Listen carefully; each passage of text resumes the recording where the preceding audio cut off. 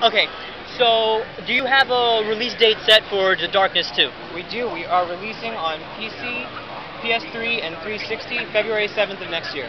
Okay, and is this a direct sequel to Darkness 1, or does this take place like, 5 years after the events of Darkness 1?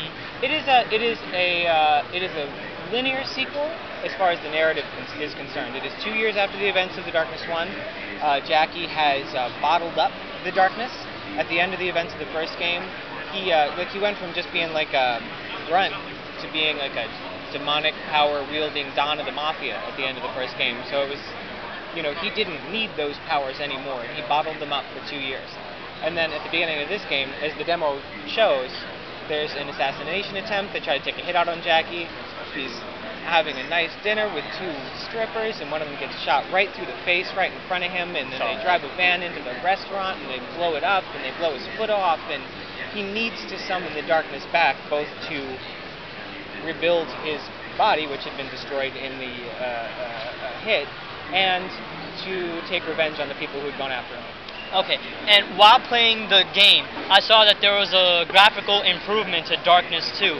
How much of a graphical impact does Darkness 2 have compared to Darkness 1? Darkness 1 was early in the console cycle. Early in the console cycle, you're always just trying to figure out what you can do, what this new hardware can do, and we pushed for a really realistic thing. So it was realistic with dramatic lighting, which was cool because that was, in 2007, that was cutting edge. All of us were pushing for realism. We kind of got realism, though. There's a lot of stuff out there that looks really realistic, and, we can keep pushing the minor notes of, oh, there's dust when their feet hit the ground, but, it's tiny incremental improvements. And at this point, when we were in pre-production for The Darkness 2, we were thinking about, what do we want to do to make this sing, to make it fresh, to make it look right, to make the visuals support the story and support the gameplay that we wanted. And realism just didn't feel right. And so we were sitting around the office going what are we going to do? Looking at the graphic novels, looking at the comic books, we had them all over the place. And we're just looking at the books going this is amazing. Let's do this. Let's make it look like a graphic novel. That's what we need to do. So we just used all of Mark Silvestri's work, all of the Top Cow comics as our inspiration, and started making a new graphic style from scratch. So we call it graphic noir.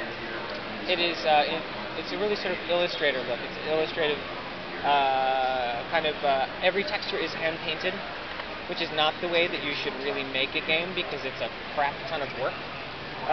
But it was the right way for us to make the game.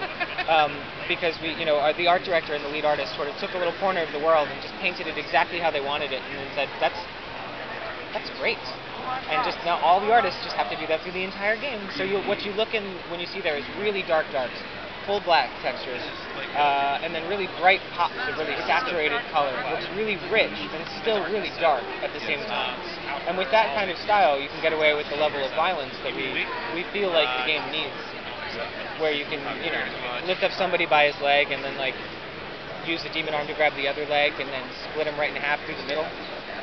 It works inside this art style. So we love graphic noir. We think that it really supports the game. And you called it graphic noir? Graphic noir. Graphic noir, okay. And you mentioned violence, right? Yep. So how were you able to one-up the violence in the sequel? The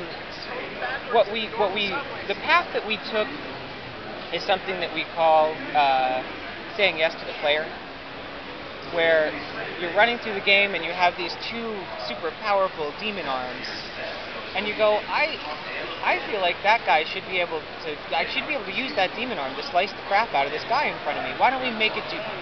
I feel like I should be able to use this demon arm to pick things up. Why can't they pick things up? I should be able to do that. So it was just because of the visually, physically, the powers that Jackie had, we kept being inspired to make them more and more functional. So it felt right. It's a game about a guy who's the head of the mafia who also has demonic powers. It's not going to be a nice game. It's not going to be a friendly game. And in the end, we think that the level of violent content that's in the game was all stuff that the comic books really inspired. And are you planning to develop a collector's edition of Darkness 2? We do have a pre-order special edition, which is out right now. You get a special Darkling skin, you get a Crazy Abdul skin. Anybody who played the first game, there was a little mention of Crazy Abdul. A lot of the fans already love it. A couple of talents that you wouldn't be able to get otherwise. Some original art from Mark Silvestri. It's available right now. You can go on Amazon, you can go to GameStop, any store, and you can pre-order. And is there any talks about DLC for Darkness 2? At the moment, we are focused entirely on making the base game as fantastic as we can.